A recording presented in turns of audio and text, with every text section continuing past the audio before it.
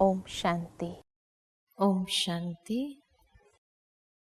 राजयोग के इस सत्र में राजयोग की आगे की 2 अवस्थाओं के विषय में सुनेंगे। एकाग्रता एवं अनुभूति की अवस्था। जिस प्रकार पहली 2 अवस्था के विषय में सुना, विचार सागर मंथन अर्थात मन को उस सकारात्मक दिशा में लगाने के लिए आवश्यक है कि अच्छे चिंतन चलने के स्रोत अर्थात ज्ञान के साथ हमारा नित्य संपर्क हो। बुद्धि के अंदर ज्ञान की बातें चलती रहेंगी तो मन को उस दिशा में लगाना सहज हो जाएगा और धीरे धीरे परमात्मा के साथ का संबंध जितना नजदीक का गहरा होता जाएगा, उतनी उस पिता परमात्मा से वार्तालाप करना आसान हो जाता है। और उस वार्तालाप में जरूरी नहीं है कि हम कोई इंटेलेक्चुअल स्तर से ही बातें करें। नहीं, जो भी मन में विचार आए, जैसे भी हो, लेकिन ईश्वर के साथ के मधुर मिलन का अनुभव करने के लिए भावना की आवश्यकता है। वैसे भी कहा जाता है भक्ति के अंदर कि प्रभु भावना को देखता है, बुद्धि कैसी है ये नहीं देखता। परंतु जब भावना के आधार पर भाव भरी बातें उसके साथ करते हैं तो उस भाव भरी बातों के अंदर ईश्वर भी पिघल जाता है। एक कहानी याद आती है कि एक बार एक पादरी चर्च के अंदर प्रेयर कर रहा था। एक छोटा सा बच्चा बाजू में आकर खड़ा हो गया और उसने देखा कि पादरी ने हाथ जोड़ करके भगवान के सामने कुछ होठ फड़फड़ा रहा है। ये देख करके बच्चा भी नकल मार करके हाथ जोड़कर खड़ा हो गया और मुंह फड़फड़ाने लगा। पादरी बार बार उसके तरफ देख रहा था। पता नहीं ये बच्चा क्या बोल रहा होगा, अंदर में उसके विचार चल रहे थे, परंतु प्रेयर की मध्य से उसको कैसे पूछे। इसलिए प्रेयर के बाद उसने उस बच्चे को बुलाया और पूछा कि तुम क्या बोल रहा था। तो बच्चे ने पादरी को पूछा, आप क्या बोल रहे थे। पादरी ने कहा, मैं तो प्रेयर बोल रहा था। तो बच्चे ने कहा, मैं भी प्रेयर ही बोल रहा था। पादरी ने पूछा, तुम कौन सी प्रेयर बोल रहे थे। तो बच्चे ने पादरी से पूछा, आप कौन सी प्रेयर बोल रहे थे। पादरी ने अपनी प्रेयर सुनाई तो बच्चा मुस्कुराकर कहता है, मैं तो ABCD बोल रहा था। पादरी ने कहा, अरे भगवान के सामने कोई ABCD बोलने की होती है। बच्चे ने कहा, ये तो मैं नहीं जानता हूं कि भगवान के सामने मैं ABCD बोल सकता हूं या नहीं बोल सकता हूं, लेकिन इतना जरूर जानता हूं कि आपने जो प्रेयर बोली उसमें भी ABCD के वही 26 अक्षर थे, परंतु ढंग से लगे हुए थे जिसको आपने प्रेयर कहा। मैंने भी वही 26 अक्षर बोल दिए, सीधी सी बात में बोल दिए और उसको कह दिया कि जैसे तुमको अच्छा लगे वैसे उसको जोड़ देना। अब आप सोचो कि भगवान किसकी बात को देख करके सुन करके ज्यादा उसको प्यार करेगा। उस पादरी को ज्यादा प्यार मिलेगा जिसने व्यवस्थित वो अक्षर लगाकर एक प्रेयर बोली उसको, या उस बच्चे के प्रति ज्यादा प्यार उत्पन्न होगा। तब कहा कि भगवान विवेक भरी या इंटेलेक्चुअल लैंग्वेज नहीं समझता है, परंतु भगवान भावना से भरी एबीसीडी भी क्यों न बोल दे, वही उसको प्यारी लगती है। इसलिए बच्चे के प्रति ज्यादा प्यार उत्पन्न होता है बड़ों के भेंट से। इसी प्रकार जब भगवान से बातें आरंभ कर देते हैं तो कोई भी बात उसको हम कह सकते हैं, अधिकार रख करके उसको बता सकते हैं, और ये गारंटी है कि वो किसी को सुनाएगा नहीं।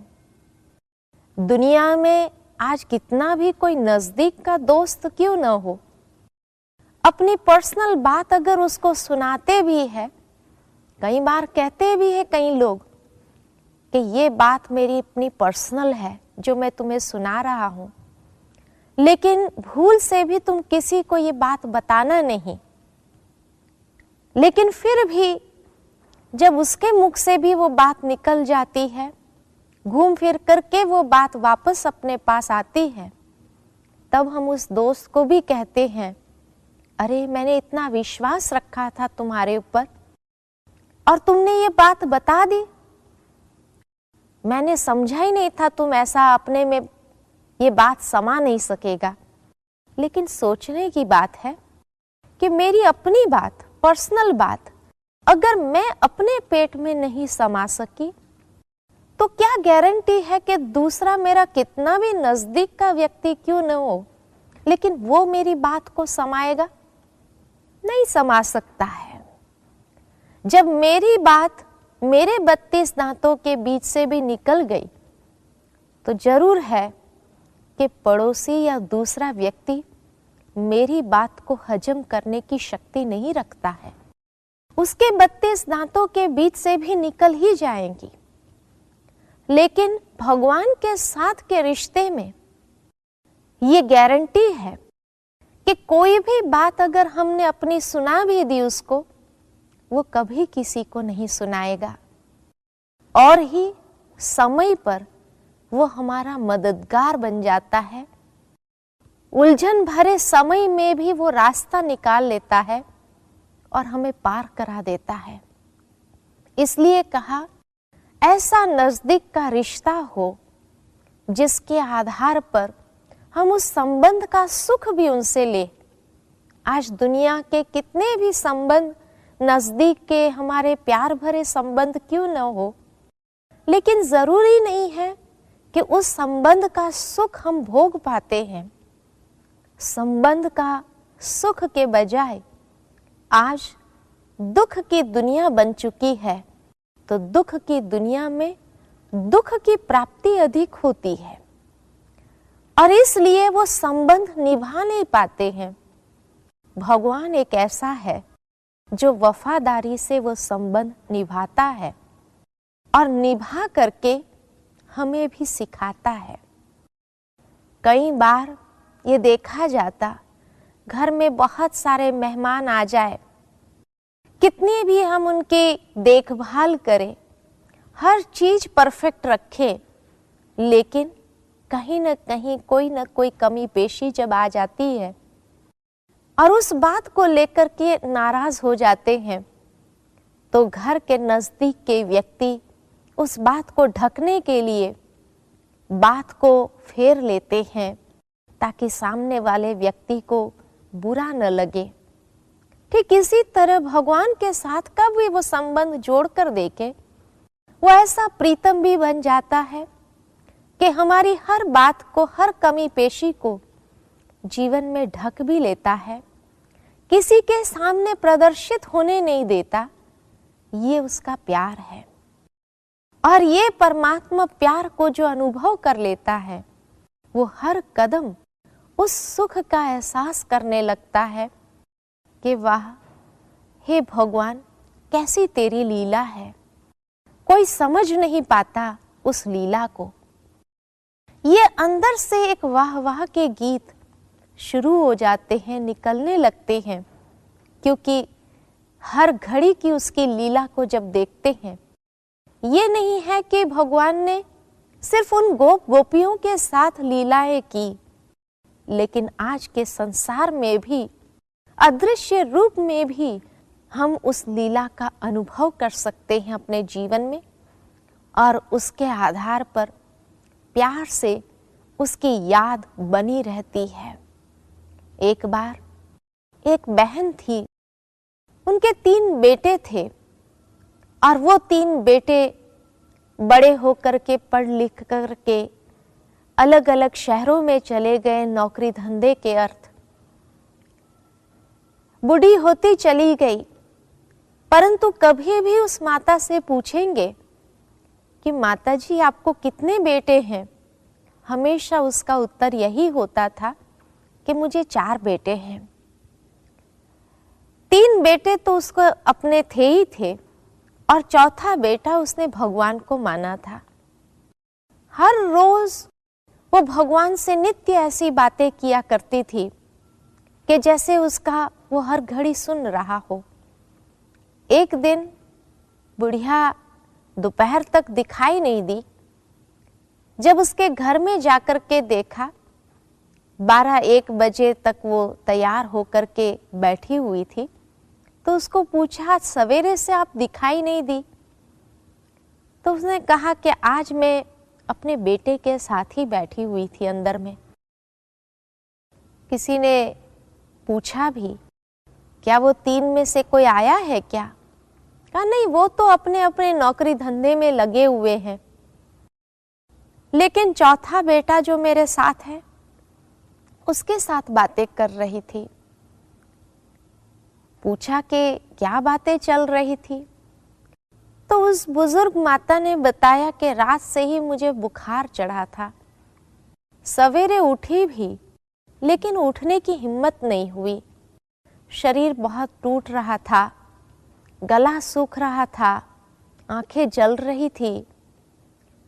तो उठी, लेकिन हिम्मत नहीं हुई कि मैं रसोई तक भी जाऊं।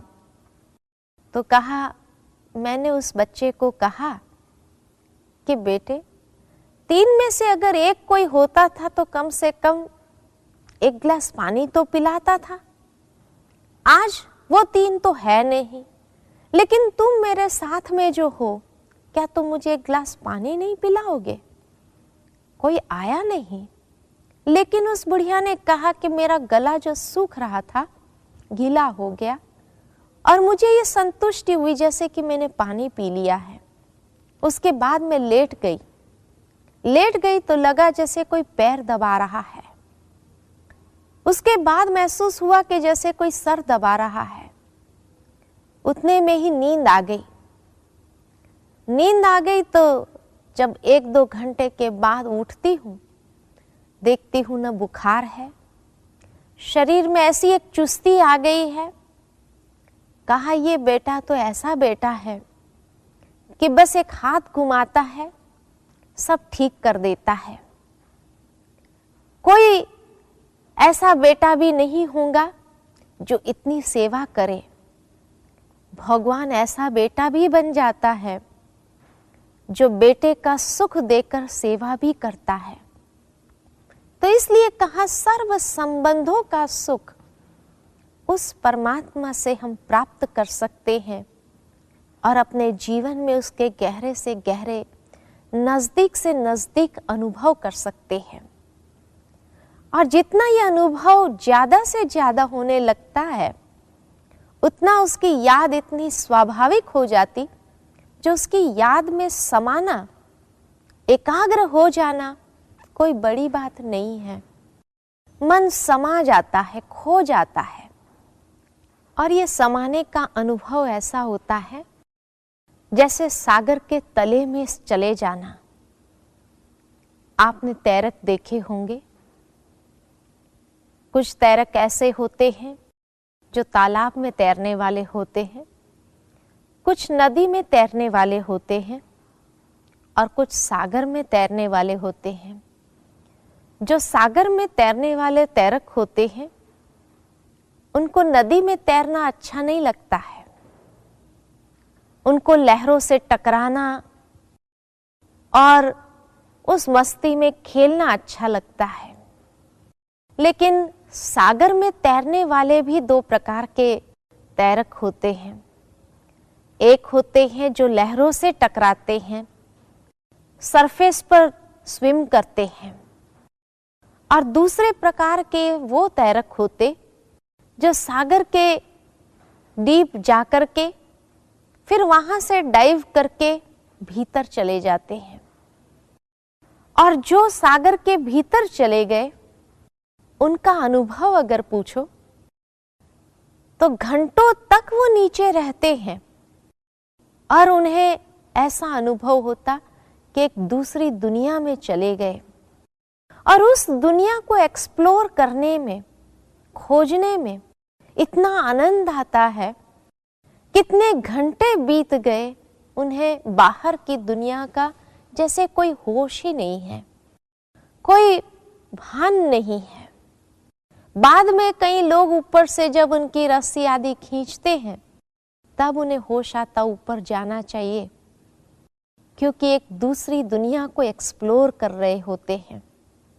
इसी प्रकार राजयोग में भी जो प्रथम अवस्था है वो सागर के लहरों के साथ टकराना या तैरने वाली बात है, कि जहां हम स्विम कर रहे हैं लेकिन कुछ नेगेटिव विचारों के लहरों के साथ टकराना भी होता है।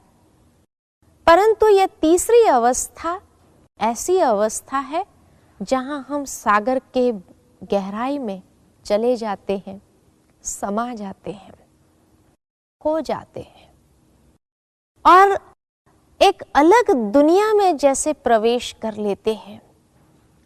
बाहर की दुनिया से मन एकदम डिटैच हो जाता है और डिटैच होकर के इतना उस प्रभु मिलन में समा जाता है कि एक अलग दुनिया में जाकर के उस दुनिया को एक्सप्लोर करते करते उसका आनंद अनोखा होता है।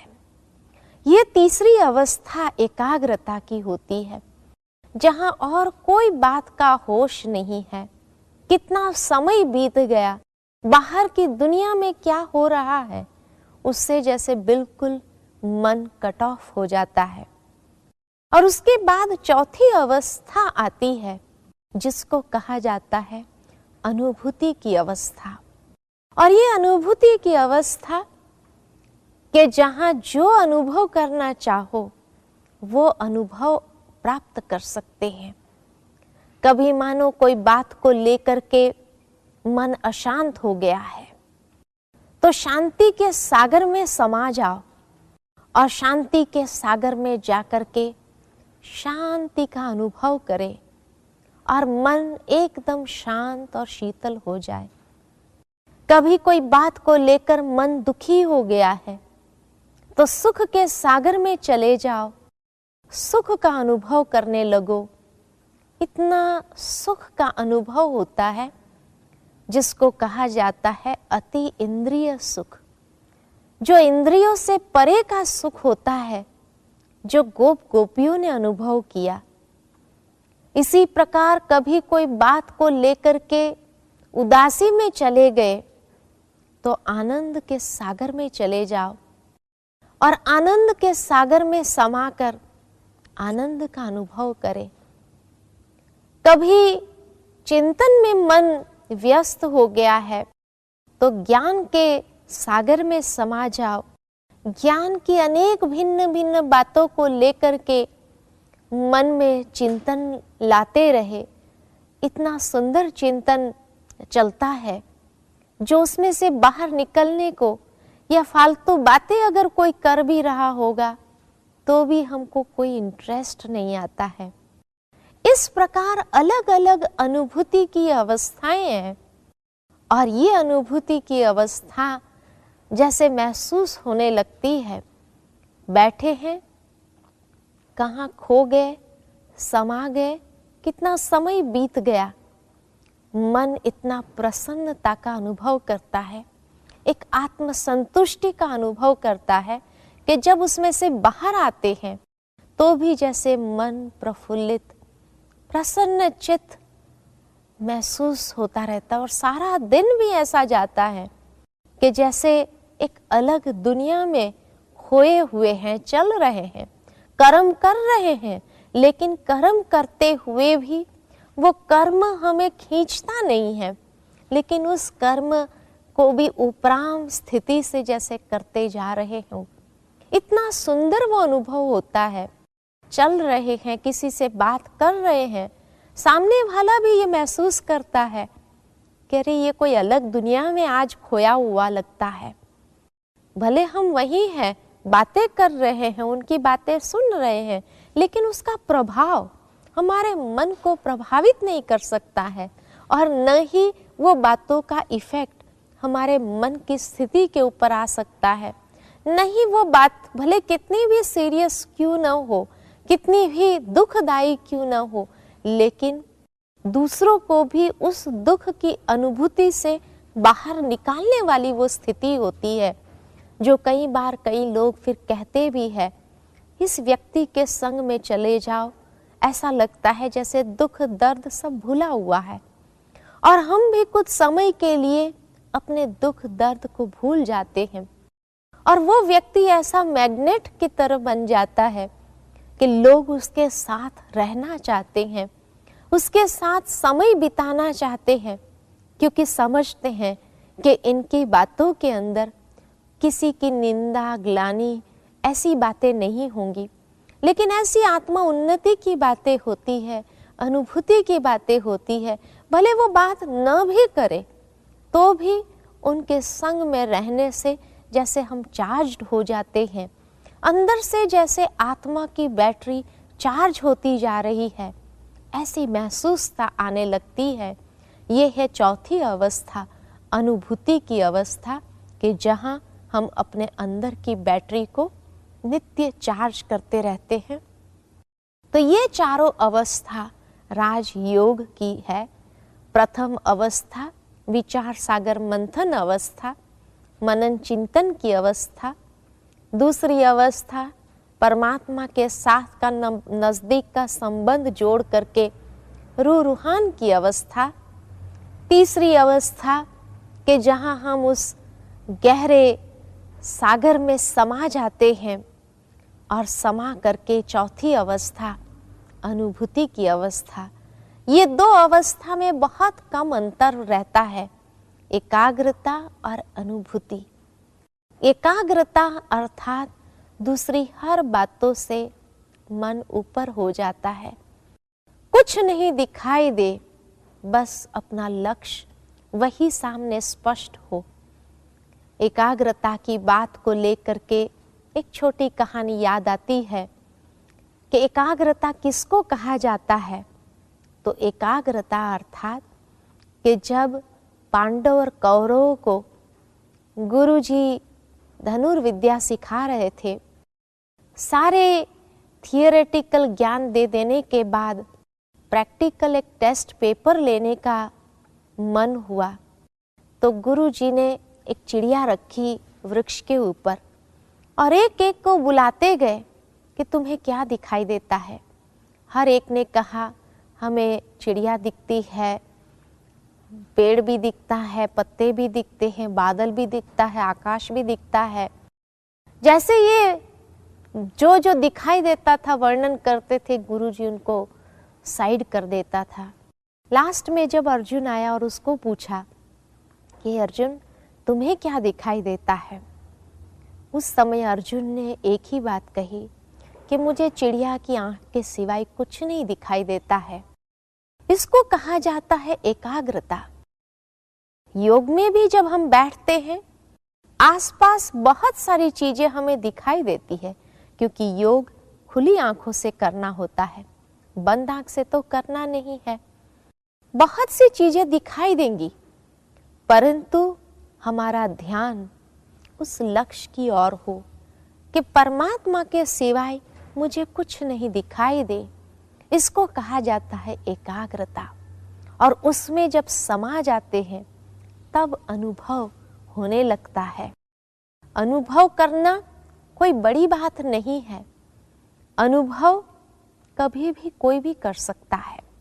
जैसे मान लो माउंट आबू में आते हैं, या कोई ऐसे हिल स्टेशन पर चले जाते हैं जो बहुत ऊंचाई पर होते, और ठंडी के दिनों में वहां चले जाओ जब माइनस टेम्परेचर होता है, और उस समय सुबह स्नान करने के लिए जाओ बाथरूम में और ठंडे पानी की बाल्टी रखी हो, गर्म पानी न आता हो, और जैसे ही वो उस पानी को देखते हैं बाहर आ जाते हैं। कोई पूछता है भाई क्या हुआ, तुम स्नान करने गए थे, बाहर क्यों आ गए, पानी की बाल्टी तो अंदर रखी हुई है। कहेंगे अरे वो पानी तो ठंडा पानी है, कितनी ठंडी है। अरे हाथ तो लगाया नहीं, कैसे पता चला कि ठंडा पानी है। पानी को देखते ही अंदर समझ लिया, और समझ लिया कि पानी ठंडा है, बाहर का वातावरण ठंडा है, तो ये पानी डालने से ठंडी चढ़ जाएंगी। तो भले वो उस पानी को हाथ भी नहीं लगाते हैं, लेकिन पानी देखते ही सारे शरीर में एक ठंडी सिहरन दौड़ जाती है। अगर ठंडी का अनुभव हम कर सकते हैं तो क्या शांति का अनुभव नहीं हो सकता है। विचारों का ही तो खेल है। मन की जैसी स्थिति बना लो, वैसा अनुभव कर सकते हैं। मन में अगर डर के विचार ले आओ, मन डर का अनुभव करने लगता है। अगर डर का अनुभव कर सकता है तो क्या खुशी का अनुभव नहीं हो सकता है। ऐसे विचारों के सागर में जब समा जाता है मन, तो जो चाहे वो अनुभव कर सकते हैं, जैसा चाहते हैं वैसा अनुभव कर सकते हैं। तो इसलिए ये 4 अवस्थाएं राजयोग की है कि जिसके माध्यम से हम जिस प्रकार का अनुभव प्राप्त करना चाहे वो प्राप्त कर सकते हैं। ओम शांति। ओम शांति।